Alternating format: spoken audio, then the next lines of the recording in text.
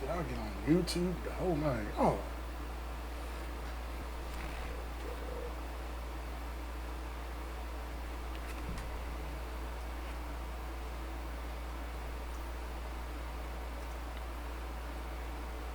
Y'all gonna tag me to it when I You're gonna use some. I'm gonna use the intro music. How do you spell your name again, bud? get Frederick.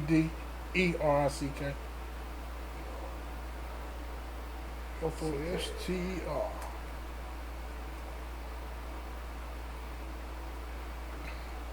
Foster, and we are live. And 5, 4, 3. I ain't got my notification yet, you know. And we recording. What's happening, Tumblers? What's going on, guys? How's everybody doing? Doing great. Doing good. ETP number 46, part 2. No technical difficulties. No technical difficulties, hopefully, today. And everything goes as it should. That's what we're waiting on. That's what we're trying to do. We on Facebook yet? We are on Facebook. We are on Facebook. We are on Facebook. We got the great and powerful Frederick Foster in here today. Future councilman for Ward 6, Statesville, for the city of Statesville, North Carolina. That's it. How we doing, buddy? Doing great. Glad to be here. Glad to be a part of the show. Hey, man, we're happy to have you. All right, let's jump right into it. Let us know, for guys who don't know, like me before we had a talk. Where is Ward 6? Okay, Ward 6 starts right on Shelton Avenue. A lot of people are not familiar. Well, a lot of people are familiar with Joe Pfeiffer's restaurant. Yeah. Okay, that's the borderline between Wards 3 and 6. Everything from behind Joe Pfeiffer's restaurant that goes all the way down Raleigh Avenue, the Harris Park area, that area known as Rabbit Town. Yep. That covers that area, and then go down East Side Drive, where Shiloh Baptist Church is at. That's where they vote at in Ward 6. That's one of the voting spots. And then you go down East Side Drive, then it stops right there on Broad Street, and then it covers some of the area over Safert Road. So you got a lot of minority area. Right. You really do. You got a right, and that was drawn up several years ago because the city got sued by the NAACP. Huh? Yeah, the NAACP sued the city to give give blacks an opportunity to serve on the city council, and then they drawn up the wards where they would at least have two minorities. Those two wards are Wards 3 and 6. Okay, I got you. Instead of just one large area. Right. So it was, what they call it, recoded, revamped, or whatever? Yeah, it was it's something like that. All right, check it out. I know, I get what you're saying. I know where you're at. But, like, as a councilman, like, what could you do that maybe your opponents are not doing, or maybe the people that's not doing in there now? What are you going to do differently to make things better? I mean, it's easy to say, oh, I'm running for councilman and I'm going to be sitting here and doing that. But what you going to do? My goal is to bring hope and empowerment to the people. I'm going to have to be honest with you. I'm going to have to be one of those council members that's going to have to get out there, knock on doors, get people involved in coming to these meetings and get involved. There's a saying, a closed mouth don't get fed. Facts. And we got to get people out here to open their mouth so we can eat on the south side. You know, we got to get more involved. That way we can get some economical development, get better transportation, the whole 9 yards. We've been behind so long that we got a lot to do. And we got a lot of area covered. It's going to take a long time to do it. It can be done, but we have to do it in a smart way where we won't raise taxes, but also make sure we're getting taken care of. Because we pay our fair share of taxes as well. But we need to be treated as like we are a part of the city of Statesville. But, like, specifically, like, what's something you gonna push for? What can I say? Fred Foster pushing for this. You know what I mean? One thing I'm gonna push for is transportation. A lot of people in our area don't have good transportation. We need to. We got ICATs, but I like to see that be expanded. Also, like to get. Economical development. I need some more jobs. We got a business park in Ward 6. It's not filled up.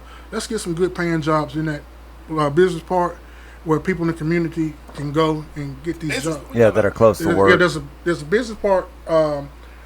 They got the food corporation, Cheney Foods.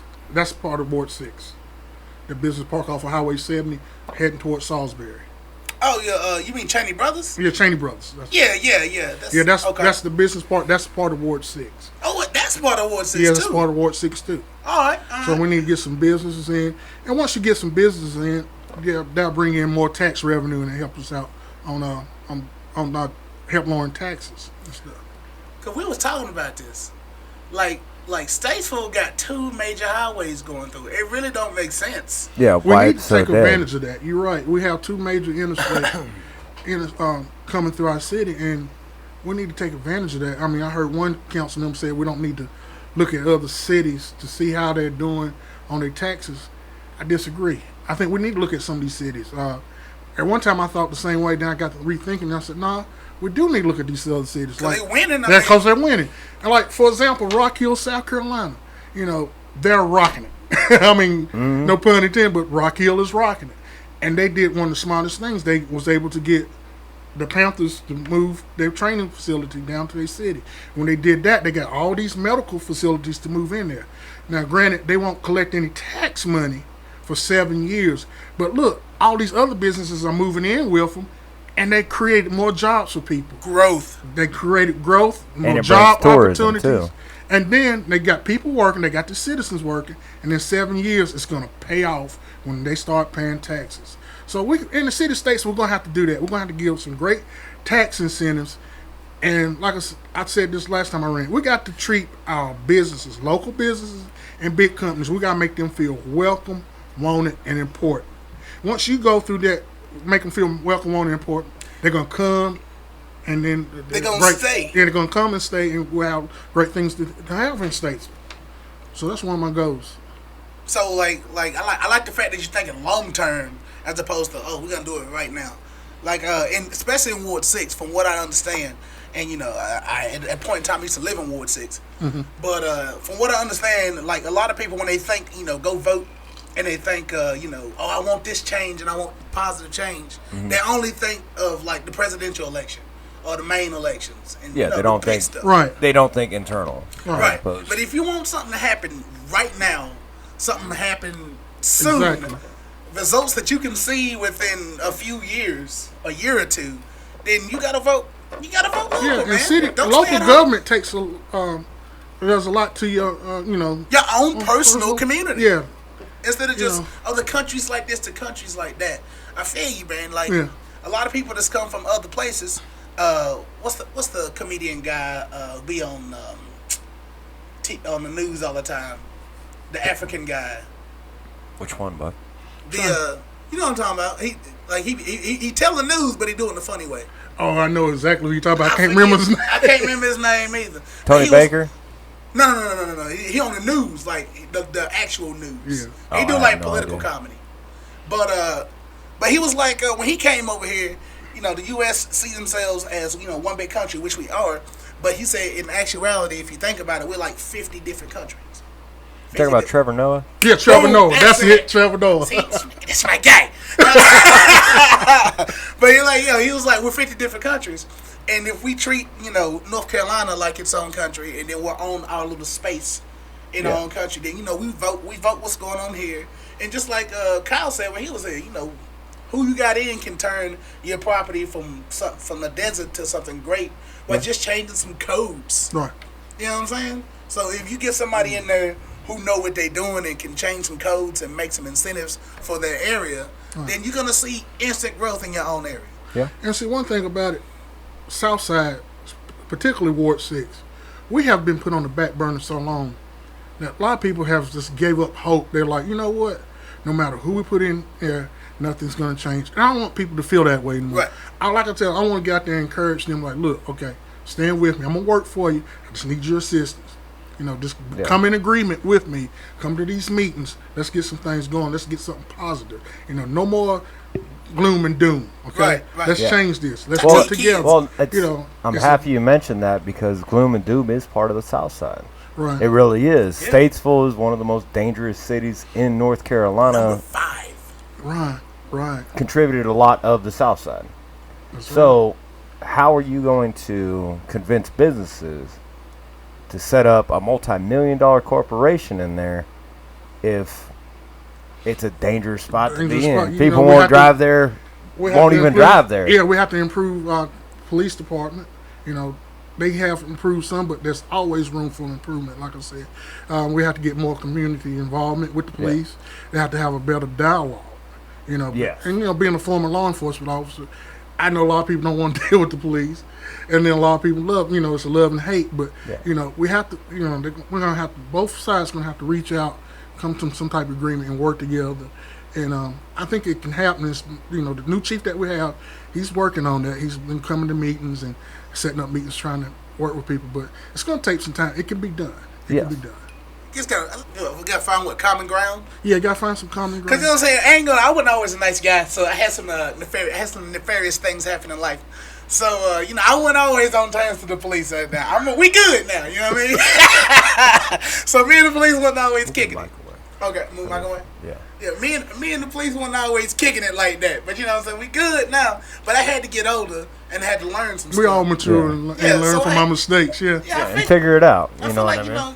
you know, maybe I wish I could go and take time and go talk to the kids, but you know, I'm an old head now, apparently. You know, Yeah. I didn't really. You ever became an old head and didn't know you was an old head? That was me. I did not know I was an old head. Yeah, I'm on I too, figured out man. I'm an like, old head. Wow. Old head once we started this podcast. Real fast. I I was didn't like, know I was an old head. The old head over there with the beard. I'm like, Yeah, my oldest daughter, she reminds me that I'm old, you know, because, you know, she just graduated from high school. I graduated in 90, and then I'm like looking at her, and then every time something comes on the radio, Daddy, that's an old song. I'm like, yeah. Are they dead? Are they still alive? And half the time I'm like, no, and then a lot of times I'm like, yeah, they did. You know? Well, how did they die, then? I'm like, girl, if you just stop. you know. drugs. And I feel, I'm Drugs. like, man, you A lot make of me it feel was old. drugs. I'm like, okay, he got shot. This one died of a drug overdose. This one, you know, I'm like, stop asking me. This person's still alive that's on the radio today. Leave it alone. He got shot because he got shot. And Jeez. I mean, she just kills me with that. I'm like, you making me feel This old. guy OD'd on the toilet. While eating a sub sandwich. Oh God, it's tough. It's crazy. But one thing about me not being real old, you know, I'm in my 40s, but I can still relate to the young kids, you know. Yeah. And I'm trying to encourage them, like people used to encourage me. Like, some of the people who made a big influence in my life was like the late Reverend Lee. He was a preacher over in the South Side. Late Reverend Dr. J.C. Harris, and several others. And when I was growing up, they used to talk to me all the time. They would always say, you know, one day, Foster, you're gonna have to pick up the mantle. You're gonna have to do this. You're gonna have to look after us when we get older in the nursing home. I used to think, man, I don't, you know, I'm doing me right now. you know, now here I am in a position. I'm telling some of these younger adults, you know, one of these days y'all gonna have to take the mantle and move, you know, grab the flame and move up. It's a circle. It's a circle, Yeah. but I'm like, look, I'm not that old yet, so I'm gonna stick around for a while. But I want to encourage you to, you know, be more involved in your community, you know. So when I'm stepping down, you can pick it up and keep it going. You know, It'll reach be- one, teach one. Be more like a natural move, because if you Yeah. start them early, then you know that's something they've been practicing. And for a while. that was one thing they instilled in me, and my parents, you know, my parents did too. You know, they taught me the importance of voting. You know, what the struggle they went through to vote. You know, and all the, you know, getting sprayed with water hoses, get dogs sick on them, and all that. And they always told me, listen, well, no matter what you do, make sure you vote. You know, they used to drill that into me all the time, and I'm glad I listened to them, because one election cycle, the newspaper pulled up our voting record to tell how many times we voted, and I'm like, thank God I listened to my mother and father, because they pulled up every vote I did from 18 all the way to the time I'm 48 now. You know, I'm like, wow, you know. And then there were some people that didn't vote that many times, and it kind of hurt them, you know, in a way. But yeah, so. Like, you just can't all of a sudden, well, I'm in politics. Yeah, you're now, going to run in know, politics and you don't vote. and You know, ain't participating. Yeah, you you're ain't not been partic- participating. that Yeah. essentially says that you haven't been paying attention to shit Right. since you turned 18. Yeah, and then you just like, well, you know what? I might be able to take advantage of something, so let me get on in here. Let me do this and help. All that bullshit. I have a question. We live in the county, and why do we not have any say of what goes on in the city? it's been set up like that. Like, y'all got the county commissioners in the city, you know. Unfortunately, this is the way it's set up. Yeah. Just the way it is. Will they ever change it? I doubt that very seriously. But Well, but you could pull a lot of votes from people that live in yeah, the county. It would be nice, but because if we're contributing to the city, yeah, state, you're paying city taxes, and a lot of people have brought that issue up. They're like, well, we're paying city taxes, but we don't have no say in the city. Yeah. Which is kind of That's kinda weird. Kind of weird and not fair. Like we're paying money, but we're not getting anything. And a lot of people on the south side feel the same way. We're paying taxes, but we're not getting no bang for our butt. We get police and fire protection, but everybody else is, eating at the table. And we're not getting nothing but crumbs. So, yeah, you're not getting any funding towards your ward. Yeah. Yeah. But I'm like you said, you don't get to get the vote into the city stuff, but if you guys are here and like you said, you're paying taxes, then like wouldn't that bring higher incentive to the voters? Because even if you live out here, you got family or friends that live out there, and of course you want to see your family and friends do better as well. So but you as a person in the county cannot vote on city regulations. Yeah. But there's times where I've seen county commissioners actually got with city council members and said, look, what y'all are doing are affecting people in the county, and they would try to do it like a good mutual aid agreement and try to work things out, And it has been good at times and sometimes not too well. But what you mean by mutual aid agreement? Working together, the county and the city, helping each other out on different projects. Okay. Like the airport and all that stuff. Okay, they got on the airport. Well, the city controls the airport, but it's kind of out in the county, and they try to work with county and like on zoning areas and stuff, and try not to affect the areas out there. Like I said, they try to keep a good mutual aid agreement between the county and the city. They try to work together for all the common good for all the citizens. So. Well, and that's the way it should be.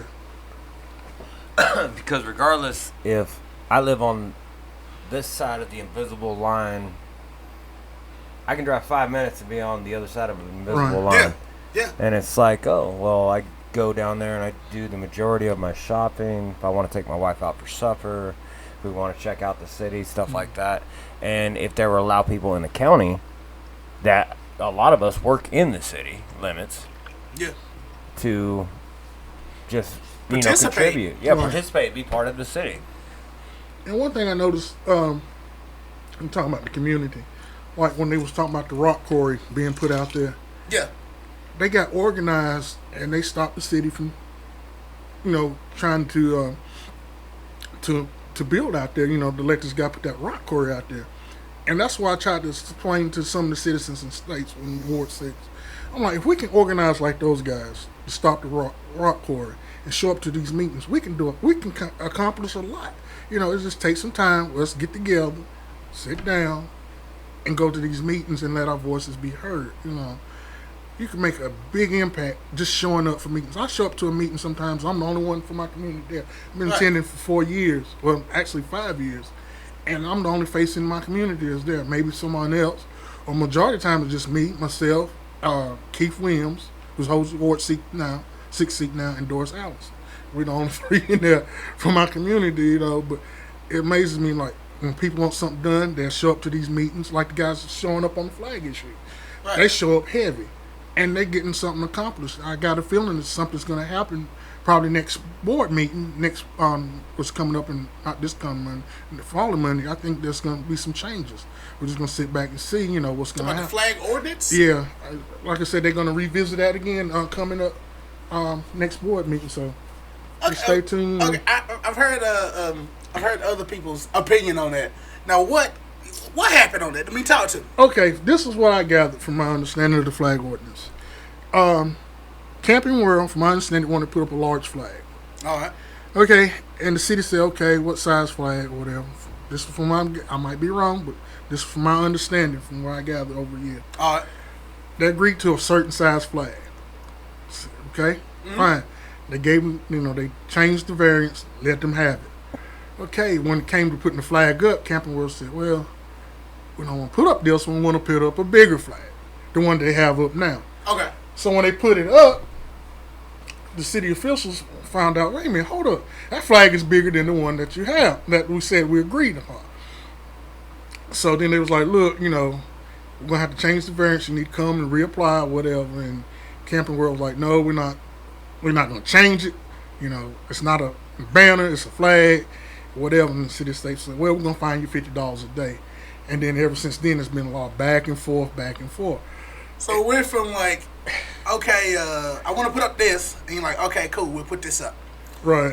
And then it was like, well, we actually put up that, which is, you know, bigger. Mm-hmm. And then, like, from what you just told me, the councilman was like, okay, you know, put another request or put in for another variance to change the flag. Yeah, you know? and were they agreeing to change it if they put in another But variance? from my understanding, they didn't want to go through the process. I'm not sure. Like I said, I've been trying to keep up with as best I can, but like I said, they was like, no, we're not doing it. You know. And that's what started the pissing contest. And next thing you know, it was a pissing contest.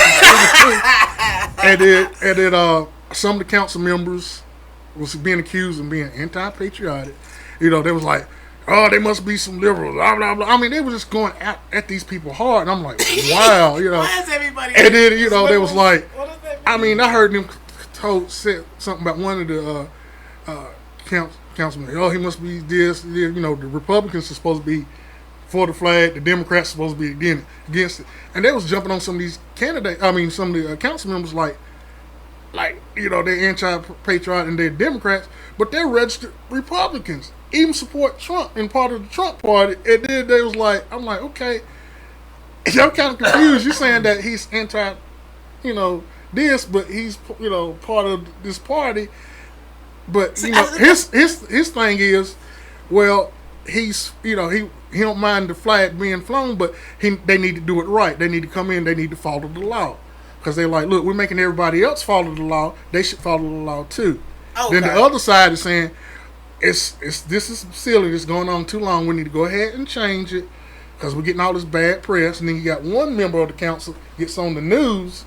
He don't tell the whole story. He just tells us, well, we got council members don't want to change the flag. And then Fox News takes the story and run with like, hey, we got some guys in a little town called Statesville that's against this flag, and they should be voted out of office, but they're not telling the whole story. You know, the other guys like throwing the rest of them under the bus and still saying, well, look, this is what happened. This is how we got to this point. You know, a lot of people. I don't know who that guy was, but he was pretty smart. Yeah, he got like, on. You know what? He got on Fox News like, yeah, I wish my fellow council guys. members would change this ordinance. You know, it's making us look bad. Blah blah blah. But doesn't say, you know, even Marcus Lamonis, the CEO of it. He has a show on CNBC. He didn't talk about the flag issue on there. He went to Fox. And he didn't tell his side, you know, the whole story about, well, you know, we wanted this size and then we changed it to this size. He didn't say that. He was like, yeah, we're not going to take the flag down, you know. We're going to fight this. I'm willing to go to jail. I remember that. And then, you know, yeah. And then you got John Layfield, the former wrestler, talking about, you know, it's good to have you on our show. You finally come, you know. I'm like, dude, okay, you on Fox, but they hyping it. You hyping it. They hyping it but hard. I'm thinking to myself, why you not on MSNBC talk about your flag story? Because you know they're gonna really check it out and be like, okay, sir. Well, from my understanding, these people work with me. It's hard for me to even like fill up. Like I can't just listen to one side of news because it's all agenda based. You know what I'm saying? Yeah. It's all if you go to Fox, it's all Republican. Republican. If you go to MSNBC, it's all Democrat or Democrat. whatever. Yeah, like where it's not a true and fair balanced media. Yeah, it's where's not news anymore. journalism? It's all yeah. Where is the journalism? Where can I go for real journalism that favors nobody but the facts? You want Facebook. nothing but the truth. Facebook. Oh man. Or the Empty Tumbler Project, ladies and gentlemen, here every Saturday on YouTube and Facebook. Be sure to like, share, and you can check us out on any place you can download a podcast. Yeah. But like I said, A you little know, plug in there. Like hopefully by the next meeting, this will come to a pass and we can move on. It's a distraction. It really is. It's a distraction. It's a distraction from other major and issues. You know, let's get past this and move on. Let's keep it moving. You know, because you know, the citizens on south side of the state, yeah, they're concerned about it, but we've been on the back burner so long. They're not concerned about that right now. They're concerned about transportation, jobs, safety. Y'all ain't nothing to eat over there though.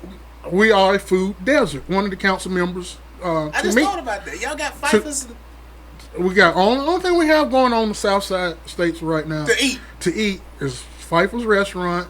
Then you have on the other side you have Skinner's, but to go grocery shopping, Facts. we got to go to Family Dollar or Dollar General. We don't have a grocery store over there no more. The closest grocery store is on East Side Drive at the mall, by the mall. Food line. Yeah. And like I said, we are a food desert, and there's some people that don't have decent transportation to get to those stores. So what do? They end up shopping at Dollar General or Family Dollar, and they're gonna pay more money, and they're not getting good quality. Meats. No, well, if they do, it's little small, Yeah, the little you can't get like family size. You can't get no good something brown to feed the chutney. family. Yeah. But you can get some little knickknacks and stuff Didn't like it used that. to be a Save-A-Lot over there? It was at one time. It was Food Line there for a long time because I worked when I was in high school. I worked there, and then Food Line went through some trouble and then closed a lot of their stores.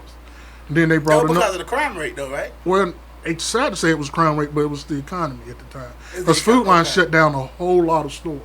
Okay. And that store in particular got shut down because it probably wouldn't lucrative yeah. enough. But a lot of people didn't realize this, and I hate to say it, but Food Line on Shelton Avenue really shot themselves in the foot. And I didn't realize till 1993 when I was going through basic law enforcement training. Hold on.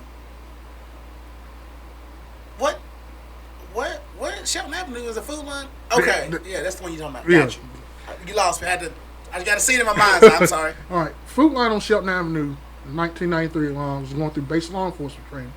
They were still open, and I was studying ABC laws through the training, and we had to go check out different stores that had liquor licenses. So, me and my instructor, she used to be a former state police officer. She was one of my instructors. So, told us to go to different stores. Go ahead. Okay, and then when we went to these stores, they can only sell so many volumes of alcohol. Right. When we went to the one on Shelton Avenue, they had the highest one in the city. Hey, so they buying all the liquor, So all the beer. So their ABC license was almost matched to the ABC store downtown. What? So basically, they were like, okay, we're in a black community. Everybody drunk. Let's sell all this. We can make money off of selling liquor. Yeah. And when we seen that, it was like, wow, I mean, they were selling some of the strong stuff, and then when we went to the other stores, they didn't have the same type of liquor. They just had wine and beer. But there they was. It felt incentivized. Yeah. So Yeah, I got you. And when I seen that, I'm like, wow, that's kind of underhanded and low down, Yeah. You got all these other stores, they not selling that much, but when you come into the South Side community, you want to sell high volume liquor. Oh, you got the hard stuff. Yeah. Well, because it's cheap and that's what They're thinking money, man. that's what people buy. Yeah. Yeah, they're thinking I money. mean, So, like I said, they wouldn't do that to the other communities. But when it comes to the South Side, And Ward 6. Ward 6, well, it was actually in Ward 3. It's on the Ward 6, Ward 3 border. Okay, got you. But like I said, it's on the South Side. It was like, hey, That's what they buying. Let's put it up. let's put it up there. Let's make a profit. Let's make that dollar. Let's make that dollar. What's the flag ordinance right now? Or what is the size of the flag that's at Camping World? I don't know the exact size. Isn't it like 40 by 80? It's real big, and I know the pole. They said that, from my understanding, that pole can withstand winds up to 75 miles an hour. But the thing is, that flag, I think it's a little bit too big for that pole because they can't fly it at half staff. All right, 9/11, everybody had their flags at half staff. They can't do that with that flag. If they fly it at half staff, it's gonna be hitting the ground. Yeah, you can't do that. So I'm like, why don't y'all put up a bigger pole or something, so it can be flown properly? Because, everybody's for the flag, but... Well, the reason I ask is you got people asking what's the ordinance on it. But, Or what's the size of it now? If you look up Camping World, Robert, in Statesville, North Carolina, yeah. their flag's on there. Trust me, it'll be there. But one councilman brought up... Huge. Fucking One of the councilmen was brought up this Monday, and I didn't realize. He said, okay. He said, Camping World says it's not for advertising or whatever. He said, but... He said, the flag that they got up is the flag that we originally went for. He said, but they don't have the same size as the one in Statesville. He said, why are they not trying to fly that big flag in Raleigh? He said, you know why? He said, because they're not going to fight Raleigh. He said, because Raleigh ain't going to put up, he said, the capital they're not going to fight the state capital on that. He said, so we need to think and look hard at this, he said, they got them large flags everywhere except the capital, Raleigh, He I said, don't know, man. like I said, it's a double-edged sword. I'm scared it's the pissing contest. Like I said, it's a double-edged sword. It could go either way, One side is looking at it like, well, leave it alone, it's a flag. The other side said, well, yeah, it's a flag, but they need to follow along. And, it's a sad situation. It's a big distraction. But hopefully Monday they'll they'll find common ground, I think, and pray that they get this over with so we can move on to bigger and better issues. I feel you. Because this has been going on too long. Are issues that deserve better attention. Yeah, need better attention. Dang, man. Well, hell. I didn't think about it. It wasn't no food over there. We don't have a grocery store. I didn't think about that. Right. We don't. Well, but then that goes back into crime rate and stuff like that. Yeah. It's. I mean, if you open up a store, it's got big doors, and you don't have people. You're like, okay. When you walk into a grocery store, you essentially sign a contract saying, I'm going to go in here, I'm going to get my stuff, I'm going to go to the register, I'm going to pay for it, and I'm going to leave. Right. Nobody's watching you. You know what I mean? Yeah. Mm-hmm. So if you don't do that, then the place loses money. Because they didn't sell what the individual had taken.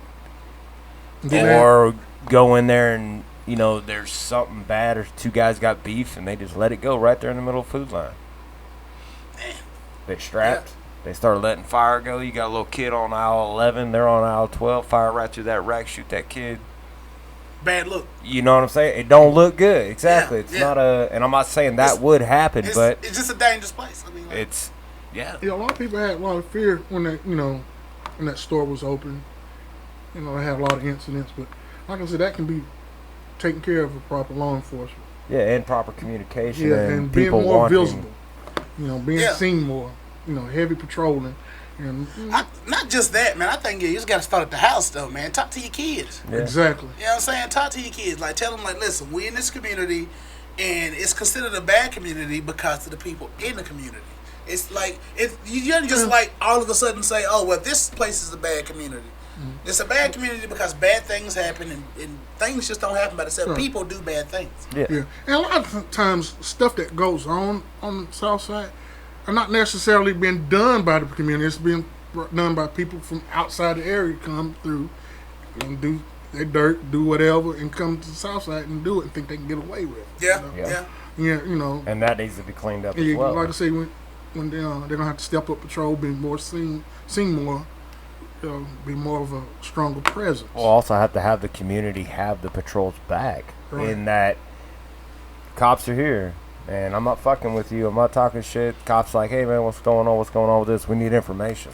Like I said, and they can't be like... Yeah, community policing is good. It's hard for me. It's hard for me. A lot of agencies... I get it. I do. It's hard for me. Yeah, but a lot of agencies try to do what they call community policing, where they get out and talk to the residents a lot and do that. But you have to do it balanced. You still have to do the enforcement side of it as well. You have to be seen and let people know, like, hey, as long as you're not doing anything wrong, we're not going to bother you. Yeah. We want these people that's causing your property value to go down, doing destruction, Because once you get that, then more businesses are going to come. Once they see you got your crime under control, they'll be glad to come. But like, who want to invest a couple million if you got a high crime rate? Luckily, they convinced one company to come, and they're going to come to Statesville and invest. But we need to assure them, once you come to Statesville, that you will be safe, have proper police protection and fire protection. So, for what we got right now, Robert Molina. Yeah.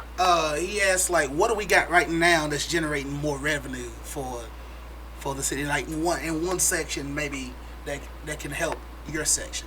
Businesses. Like I said, we need to get more businesses to come to Statesville. And one thing I want to see, if we get businesses to come to Statesville, like if we get a business that moved down here from Ohio and they move to Statesville, right?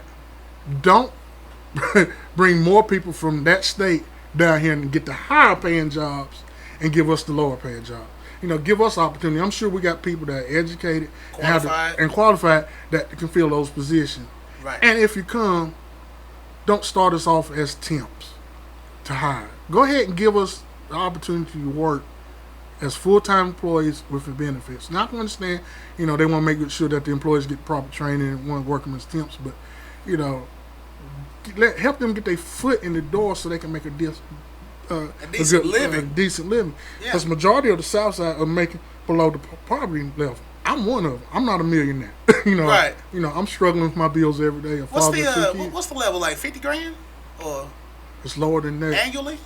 Oh, it's 30? It's around 30 and less for the income on South Side State. Okay.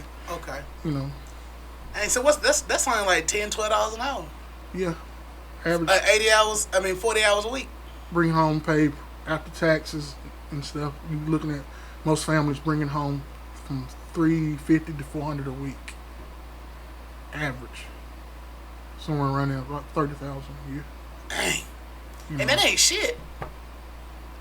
Like I said, if you're not making $15 plus an hour, you're gonna be struggling, and that's why we need more jobs here in Statesville. And some people have to work 2 and 3 jobs just to supplement the income to survive. I was kind of shocked when there was a few council members, they're no longer on the council, but they was against the truck stop. They was like, well, we're worrying about the traffic. Talking about Loves? Yeah. There was, there was a big thing going on with Loves, and I'm like, let it come. Stop fighting all these businesses. I said, look, Statesville has several logistic companies. You got Contain, you got JCP, you got all these logistic companies, and you got these big trucks coming. And then they need somewhere to park. Where you want them to park? At the Walmart parking lot? So we're like, look, provide a place for truck drivers to park their trucks and get fuel. It's not going to hurt. A lot of people was upset about it, and they was against it. I think you just answered your question, Mr. Molina. And so, so like I said, now they got it, and I'm like, why are y'all fighting a truck stop? Because if some logistics company come to Statesville, they're gonna be like, well, we'd love to come and we deal with logistics, but you're not truck stop, you're not trucker friendly. Right. And I drive a truck, and we depend on these places to get our fuel and stuff. Showers, food. Yeah, right. And so, yeah. To not have a truck stop in Statesville, especially with 2 major interstates. I'm like, come on. Well, they intersect right there. I'm like, it don't make sense at all. They need one on another one close somewhere off 77. We used to have one on 40, and then it shut down. And then we didn't have one for a long time. And now we got one, and it's doing good. And I was thinking that, I was like, all right, we got the truck stop. Love's always busy. And they open 24 hours a day, and they always need employees to work. And I'm like, someone who needs to make extra income need a part-time job. There you go. Stop fighting all these businesses that want to come and coming up with excuses. Well, traffic. I made a comment about, I said, Mooresville is killing us. And the first thing someone flew out their mouth was, Mooresville is always going to kill us. They was like, well, Mooresville got the lake. I'm not about excuses. I'm about making, solutions. Okay? Yeah, but I'm like, okay, yeah, they got the lake. All right, whatever. But they're working with getting businesses down there. Then someone said, well, Mooresville, they got all them businesses, but they got traffic. You know what? I'd rather have bad traffic in Statesville and then not have no businesses here at all. Bad traffic. They got more variety. With lucrative communities. They are, they got more to offer here in Mooresville than they do in Statesville. Because I remember they did an article in Statesville Record Landmark, will Statesville ever catch the wave? And we're not even getting a trinkle, Yeah, they got all excited when a brewery came. I'm like, okay, yeah, we got a brewery, but let's do bigger and better things, You got something? Go ahead. You was getting? Statesville don't even take, I think, in care of business they have. What makes you think they would want more would want to come? You have to give great incentives. We just have to market ourselves better. Like I said, they did a lot of work downtown, and they spent some big money to make downtown look good, and they need to use that as a selling point. Yeah. But right now it's just all aesthetics. Yeah, it looks pretty. Yeah, but we need to offer more than that. We need to offer great tax incentives.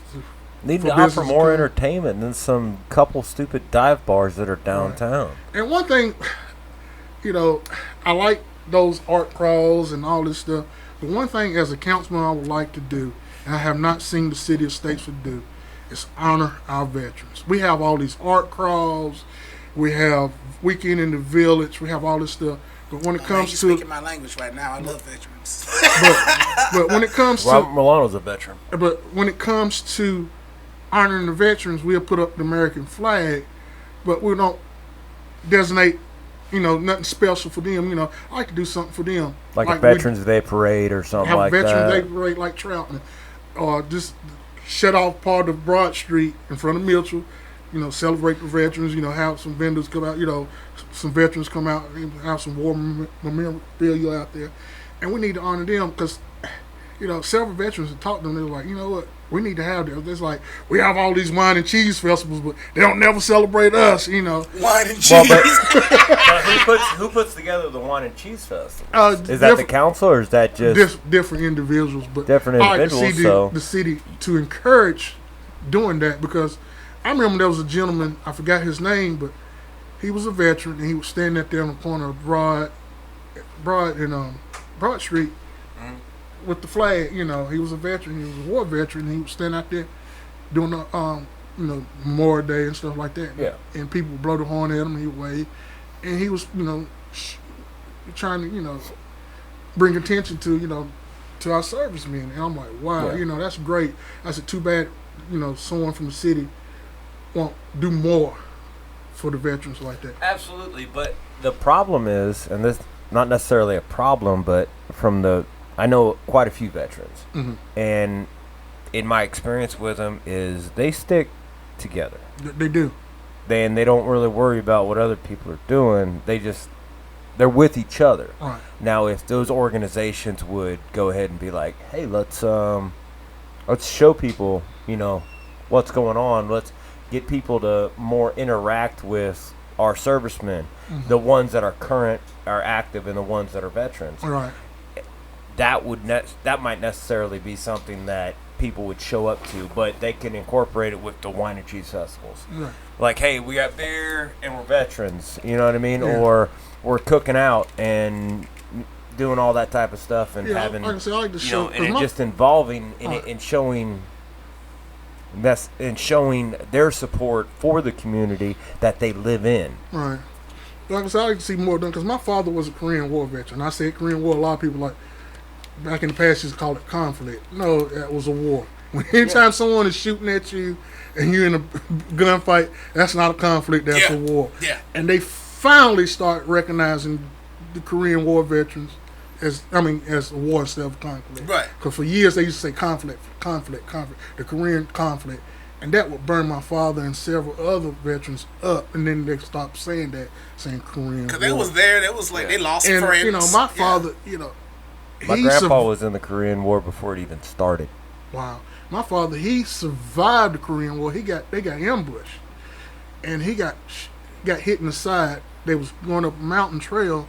They got ambushed. The guy in front of him got killed. And then my father got hit in the side. And when my father fell in the ditch, the guy that got shot in front of him landed on top of him. And that's probably what saved him. And then the Korean soldiers come down there and they would stab the bodies with the pitchforks to see if they was alive. Right. And when they stabbed the body with the pitchfork, they moved or grown, shot him.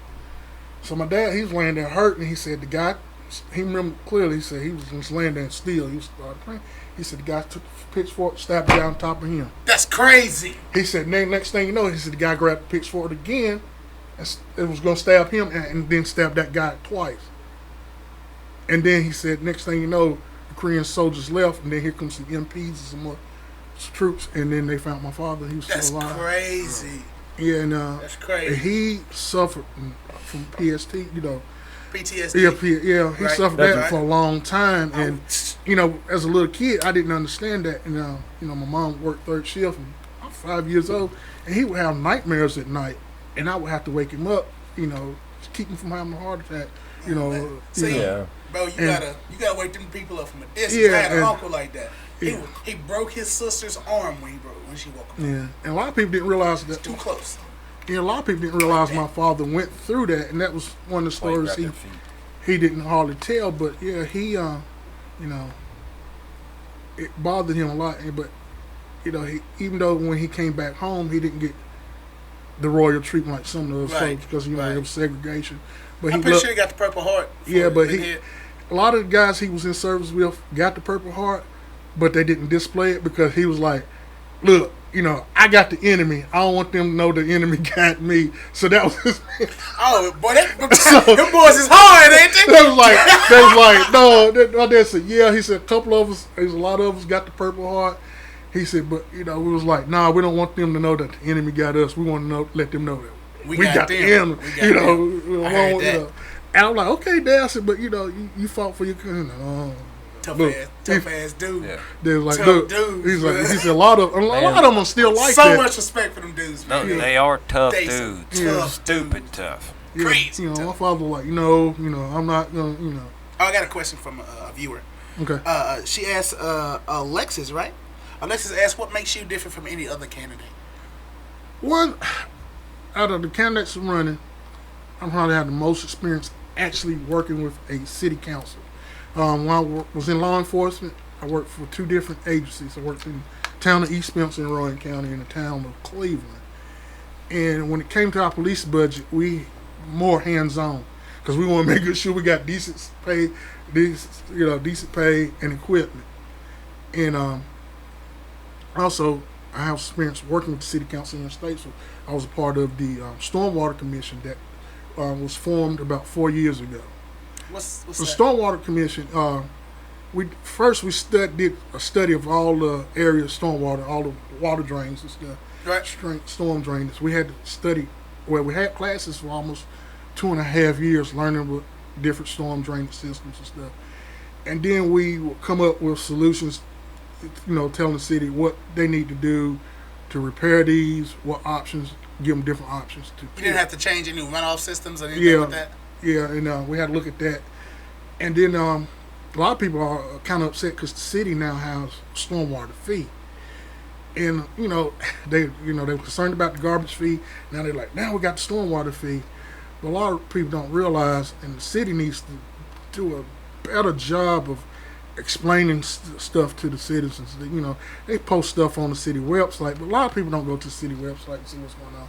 But they need to be more open and explain to them that the stormwater fee is to keep us in compliance with our permits, and also to start a stormwater division to work on all these stormwater problems. What kind of stormwater problems we having? Every time it rains hard, it's flooding. It's flooding. Flash floods. We have, all right, for example, Statesville High School. When it rains hard, that creek is known as the Free Nancy Branch. When it rains hard, that stadium is flooded. And then the people that live in that community, their homes are getting flooded. And then some of their basements are getting flooded. So, that's an issue we're going to have to work on. Wake up. I did, yeah. There's a community, there's 2 houses in the community, I think they're in Ward 1. They was on the news, and they have a stormwater issue where the rainwater is running on their property, and it's eroding it real bad.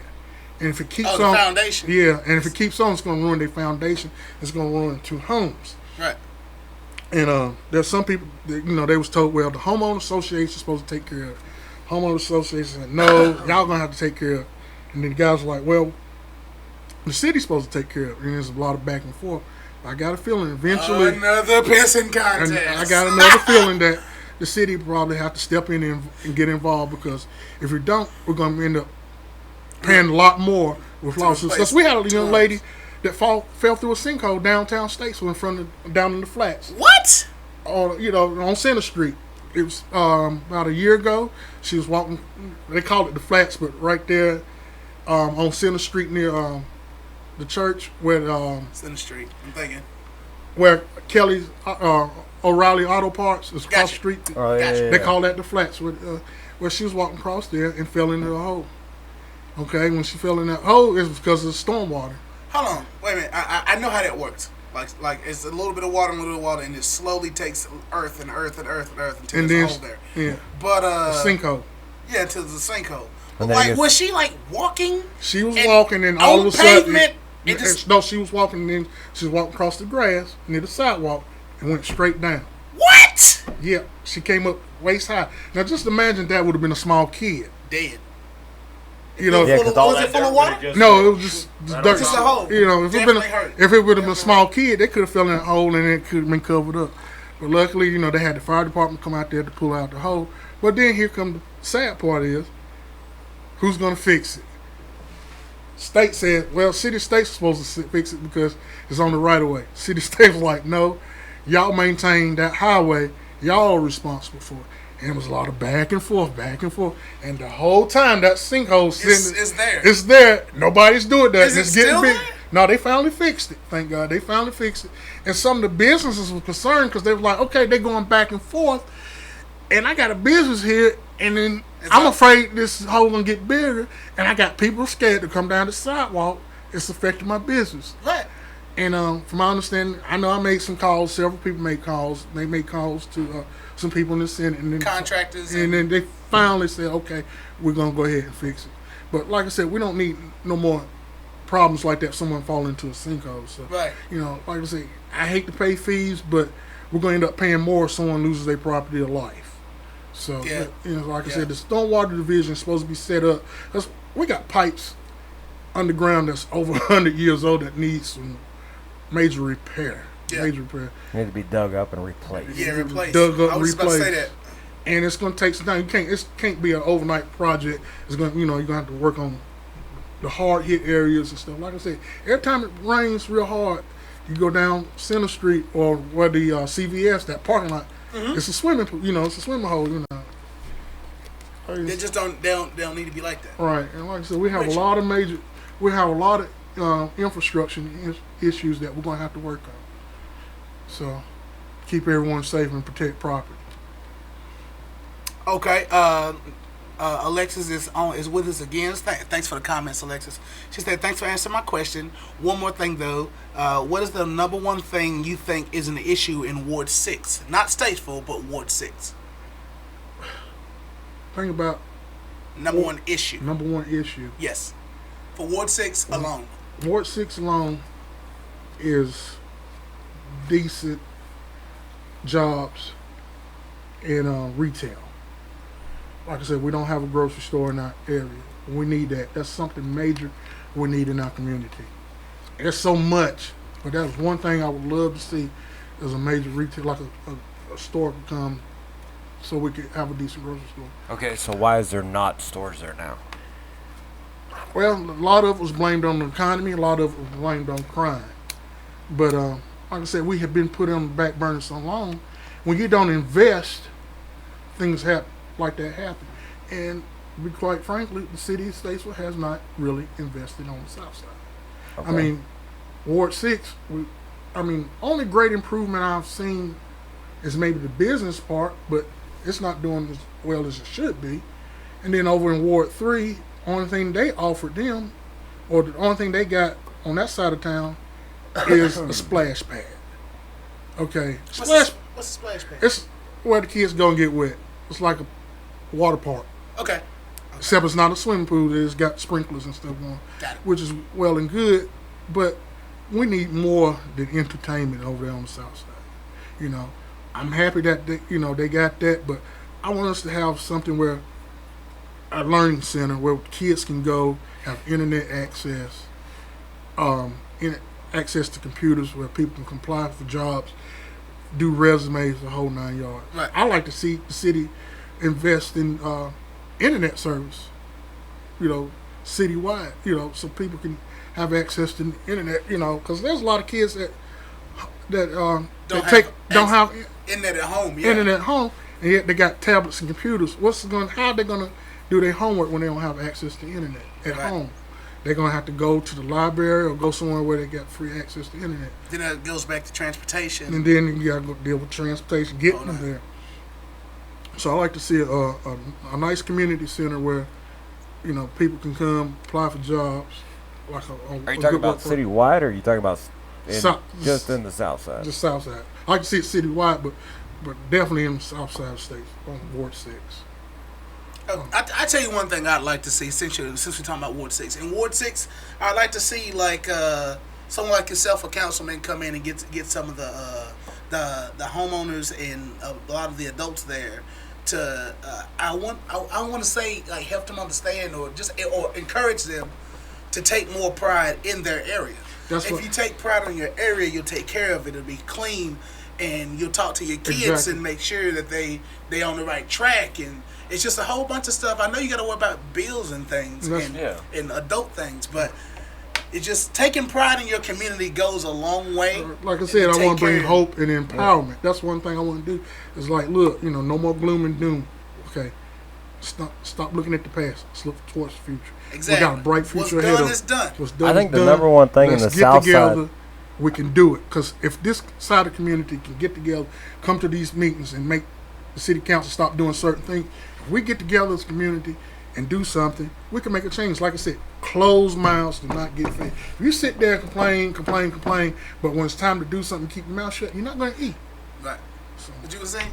but also, if you sit there and complain about this is so bad, this is what's going on, this is happening, this is doing this, and then you go home and you contribute to why this is so bad, and this is what's going on, and this is why this is this, you're not changing anything. All you're doing is just necessarily having a voice. You need to change yourself and make your community better to where when somebody's doing something wrong in your community, you say, stop, knock it off. That's quit. I'm calling the fucking cops. This is what's going to happen. That's what I meant by pride in your community. I mean, as long as growing up, if y'all did something wrong, guarantee you by the time I got home, my mom did butt tore up. For example, I grew up the same way, bro. There's a lady, she's no longer with her name was Miss Mary Hall. Loved her. She was like my second mother. If she saw me doing something wrong, I guarantee you, she would get on me first. You know better. What you doing out here doing this? You go in that house right now and you put on a jacket. I just got out the hospital one time when I was sick. A little kid was sick. I'm outside playing in the cold with no jacket on. She made her daughter stop the car. She jumped on me right then. Boy, you just got out the hospital. You need to be in the house with a jacket. You don't need to be outside with no jacket on. You go in the house and put on a jacket. And if I come back out here again, I'm going to get on you. Yes, ma'am. Go in the house, put on a jacket. Next thing you know, my mom and dad get the phone call. Did Fred put on a jacket? Yeah, we noticed he come running in here and didn't say that. But, she said, well, I got on him. They said, all right, man, thank you, appreciate it. But now some people are so, well, you can't say nothing to their kid. Yeah, some people be like, why are you talking to my kid like that? Why are you talking to my kid like that? Yeah. And we need to go back. Like, it takes a village to raise a child. Yeah, man, put Big Mama back on the porch, we need some more Big Mamas and Big Mama back on the porch. I grew up in a little neighborhood called Roberta, California. Yeah, up until I was about 12 years old. And this is a place that 3 o'clock in the morning, you could go walk down the street with your BB gun on your shoulder. It was just a little neighborhood. Everybody knew everybody. Right. To detail. You'd be walking down the street, pop her head out. And what was her name? Bruce and, I can't remember her name. It's our next door neighbor. But the way it was laid out, I had to go around a corner to walk across the front. What are you doing, Tony? Walking. Does your mama know you're out here? Yeah. Okay. Just watch. Yeah. Call watch my mom immediately. And I come back and she's like, Tootie. That was her name, Tootie. Tootie called. I go, yeah, she seen me outside. She just wanted to make sure you. I know. Okay. That's it, man. Well, because then that was after the fact that I went out there and Tootie goes, your mom know you out here? I go, yeah. She called my mom. I showed up. Mom had a wooden spoon in one hand. Come here. It was over for you. Come here. It was over for you. First off, we don't lie. Second off, you tell me where the. Yeah. And one thing I loved about growing up on the South Side, we were so tight, even though we weren't related. Yeah. It's a community. And my next door neighbor, you talk about Big Mama on the porch. Yeah. My next door neighbor, Miss Odessa, she used to watch me and her grandkids on the front porch. She'd be sitting there with a fly swatter in her hand, watching us play. And if we got out of line, she'd get on us, Just like that. And if you go in the backyard around her singing, she, what you doing back there? Get back around here. I know y'all out there doing something you ain't supposed to be doing, Yeah. And she watched us, and we didn't have to worry about nobody messing with us or anything. But you knew you were loved. You knew everything was going to be good. Everything, she was like, y'all, all right, I hear y'all back there. Stop. Don't make me come back there, Yeah. And she be sitting there on the porch with her fly swatter, you know, making good sure we, you know, doing what we're supposed to. Let your neighbors yell at your kids, bro. You know, these days I'm afraid for my whoop your kid's ass. Yeah, exactly. and you know, these days I'm afraid for my daughters to play like we used to. You know, I'm like, I had a real fun childhood. Yeah, I did some stupid things, and as soon as I got home, I got battery right behind you, bud. I got you. Wait, I got you. Okay. Sorry, guys. Keep going. But like I said, you know, if I did something wrong, Lord knows I would get it when I got home. Yeah, and that was an incentive not to do anything wrong. But nowadays, and I'm speaking for all kids across the United States, they're little badasses. They never had their ass whooped. Yeah, you need that ass whoop for real. Yeah, you need that ass whoop, and you need to get beat up every once in a while to put yourself in check. You know what I'm saying? Listen, don't be scared. Yeah, a lot of parents are afraid fight to 'em. whoop their kids because first thing kids are gonna do is holler, "I'm gonna call DSS." You'll be dead before they get here. You know what? If I would have did some stuff like that, Yeah. my father, Billy Foster, would have been like, "You go ahead and call him, but before you leave, I'm gonna get that, you know." I'm gonna get you. Yeah, Well, if I'm get, going to jail, you're gonna get fucked up, dude. It's gonna take some time. It's gonna take them You time. give your to heart get and soul to Jesus, but your ass is mine.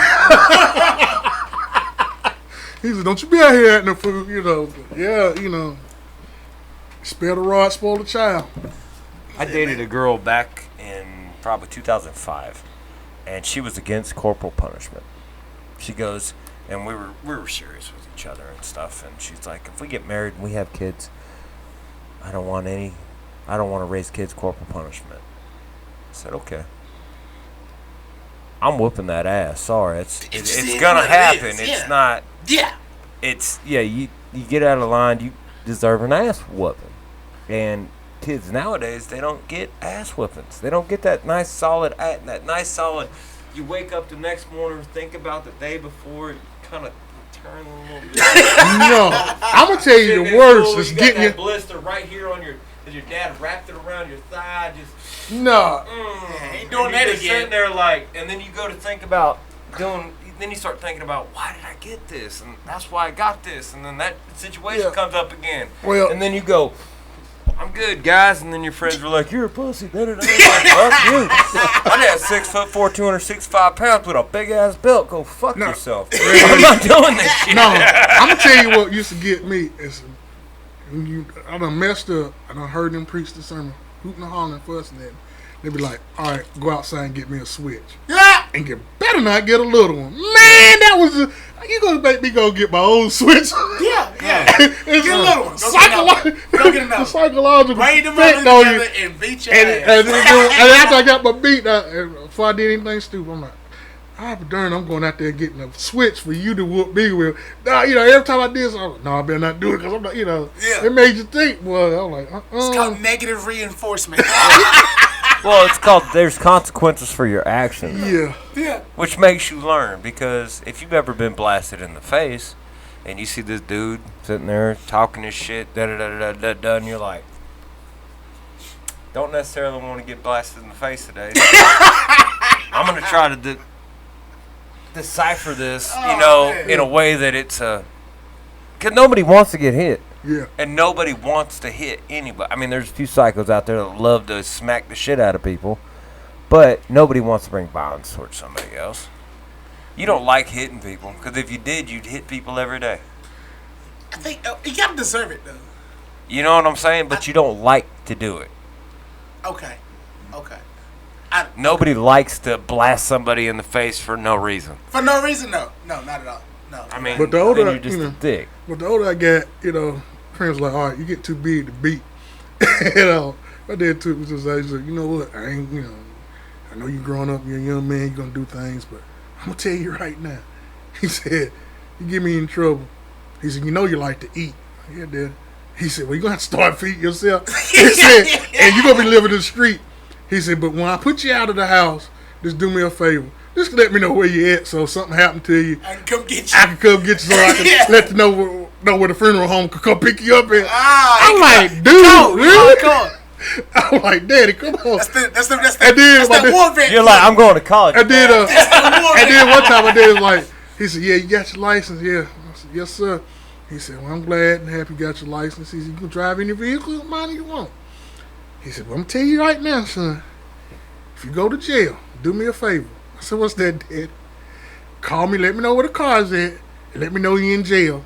He said, I'm not going to bail you out, but I just want to be able to go to sleep tonight knowing that you're not on the street. He said, but just let me know that you're in jail. He said, that way. He said, well, dummy done got locked up. At least he gonna get something to eat. Oh well. He said, making sure that I can get my car so I can go to work or whatever. Oh, he man. said, but other than that, he said, as long as you're in jail, he said, I ain't gotta worry about it. I'm like, good God, Daddy. I'm Hey, like, man, if you in jail, you alive. you know, so And what'd you do? Become a police officer? yeah, you know, a couple of police officers. I'm like, wow. I'm like, but yeah, my daddy, he was like, you know, I ain't gonna fuss. What made you want to become a police officer? I wanted to make a change in the community, and it was something I was always interested in. So same thing that made you want to become a councilman. Yeah. Yeah.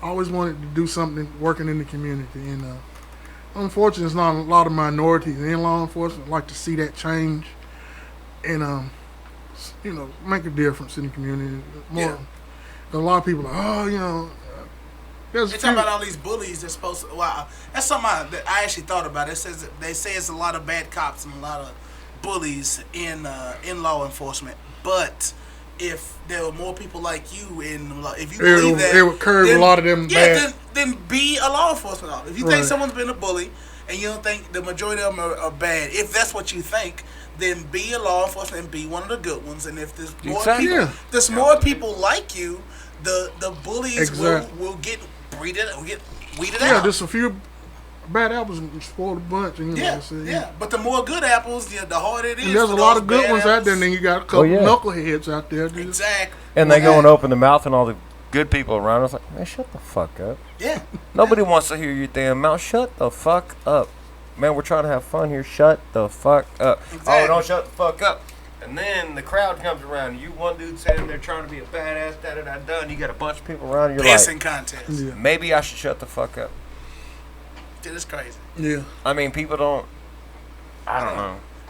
I say just like if you think something is bad or a group is bad, and it's just open to, if you just go and you can make money doing it in the whole line, go be one of the good ones. Encourage other people like yourself to be a good one. Exactly. And like I said, I want to see fair journalism. So of course, if someone's bad, you know, Right. expose them. But you know what I'm saying? It's Don't be supposed to one-sided, it's supposed to be good yeah. people, too. It can't be one. It's not one-sided, bro. You can't We'll be give one- praise. Expose people for being bad and give praise to the ones that are doing But what like- they're supposed to do. But you know, a lot of people don't realize that it's all about divide and conquer. You know, they Preach. I know what you you're know, going. it's I'm divide with and conquer. And a lot of people going at each other and not looking at the big picture, and we're fighting amongst ourselves, and the rich getting richer and the poor is not getting a thing. you. Right. Exactly. And you know, if all Or those people who just come together and say, "Hey, let's stop with all this mess. Come together." Quit Stop. trying to take all of it. Give me a little bit. Yeah. Give you a little bit, and we all end up with a lot. They're using everything to distract what's really going on and keeping everybody divided. And Oh. divided, we fall. Second oldest war tactic on the planet, behind running. Running is number one. Divide and conquer is number Yep. two. Yeah.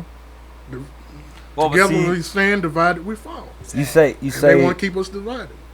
rich get rich and the poor get poorer, but then you got the people that are stuck in the middle class. Mm-hmm.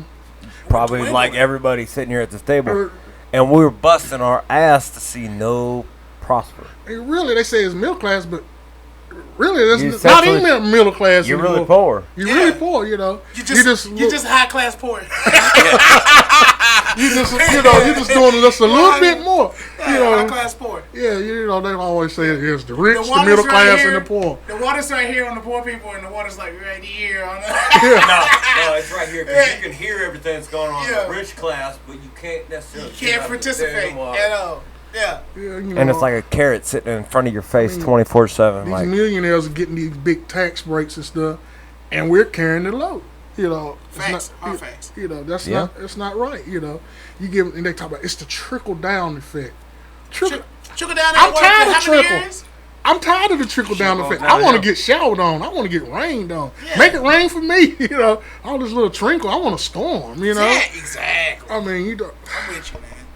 Like I said, the trickle down. You know, the millionaires. You know, they contribute and they do this, and that money that they spend will go down. They're not spending. They say, they keeping their money, and they're gonna give it to whoever left in their family. They're gonna keep it in the family. You think they're gonna help me or you out? But we also need those guys. But there's plenty we of... do. We need those guys to invest in the communities we're talking about, to open the grocery store that we want, to get rid of the food desert. We need that. We need to state it. Well, if you're not an individual that sits there, and I'm not saying either one of you are, but if you're not an individual that sits there and goes, okay, this is my financial situation. How can I make it better? And what do I got to do? And how do I need to grind? Then you deserve to be where you're at. It's not going to change. Action. I mean, to be honest with you, if you don't have that mindset, what do I need to do to make this better? I mean, the people I feel sorry for are the ones that have that mindset and just keep getting held back. Yeah. Right. I have nothing but sympathy for him. Like, man, that dude works his fucking ass off, and he can't get a fucking chance to save his life. Yeah, that's what you want to look out for. You want to look out for the working man that's out there trying his best. I mean, you got some people that's like, you know what? I want to live off the good. I don't care. And I don't give two fucks about those people. They can all die. I Sorry about live, your luck. I just want, make this, I want to live off the system. I don't care. I'm not going to strike, not work at all. And that's not fair, Because that makes it harder on the people that are sitting there grinding every single day. I'm working, paying my fair share of taxes, but yet you're living over there, living off of my taxes, not doing anything, not contributing. Living in a house for $8 a fucking month. I'm like, oh, God, don't make me cuss. Let's not get on that. Oh, man. Like I said, that shit aggravates me all. It burns, chaps my motherfucking ass. It'd be nice if we could change. It'd be nice if we could change people's mindsets. Like, look, you don't need to be lazy and laying around collecting a government check. But what can you do? I think if people that are sitting there laying around collecting government checks have no initiative or anything, in order for them to get that government check, they should be drug tested. I'm down with that. Right. I'm down across the board, 100%. Even if cannabis becomes legal. Yeah. Drug tested across the board. If you're sitting there collecting a check, not doing nothing, have no ambition to get out there and do what you want to do, been living on it for X amount of years, blah, blah, blah. Okay, fine. Well, you get drug tested for drugs and alcohol. Well, don't even get alcohol. With that being said, that might open up a job to a person where you can just go door to door. Well, you gotta get so many houses per day. Yeah, time for you to piss in the cup. Yeah, boom. That way, it's not like, well, I gotta be clean by this day and go this day. You don't know when that person. Random drug test. That's even better. Well, and it'll open up a job. Yeah. Yep. Somebody go, well, you gotta do this, and this is what we need. Yeah, and that's across the board. Yeah, and for everybody. And if you're not home, you're not there. We try you a couple times. We'll cut you out. Right. Yeah. Like I said, I don't mind government helping people who are trying to help themselves. Exactly. Give them a hand. Drink sure, Minnesota. But don't. Across the thing. But I don't mind giving you a hand, but you got to put in some effort. But if you're not helping yourself, what are you doing? Just shoot yourself in the head. Yeah. That's my advice. Nah, that's extreme. It's literally extreme. You know what you are is you're littering this population. Yeah, you are littering. I understand people. Exactly. I hear a lot of people who's a lane's opening up on the highway. There's people. Oh, I'm not gonna do it. Yeah, I went to a meeting where they was talking about. A lot of people always say, "Well, I struggled for many years and I pulled myself up by the bootstraps." Yeah, you probably did, but there's a lot of people don't have bootstraps to use to pull themselves up. Yeah. So I want to look out for them, the people who really want to do something. Who want it. Yeah. That want to put the work in and get in there and get it Exactly. done. Ex-felons, people that have been raised in I'm not going to say wrong communities, but communities hard communities that didn't favor the outcome. Right. You know what I mean? People that want to change their life, stuff like that. And when I say ex-felons, I'm a felon. And it's hard for a felon to get a job. Exactly. It's not easy. It's like, okay, I got to tell you and I got to show you this is what I can do. It took me 15 years before I could actually go out and apply for a job and not have to put my felony on it. They should give them the opportunity. You done served your time and you're trying to be beneficial to the community. Yeah, Yeah. you're trying to work. You're trying to work. If you don't, then what you're gonna do? You mess around, fall back into that old lifestyle. Yeah, that you exactly. And that old lifestyle was so easy, man. You had money all the time. Everything was fine. Life was good. I want this. I got it. No, now I have to fucking have 3 different fucking businesses or work for 3 different fucking businesses just to keep my head above water like this. Just keep the ears up. Just keep my ears up above the damn water. Yeah. Which would be really to just go back to the ladder. Exactly. Like I said, they need to have better.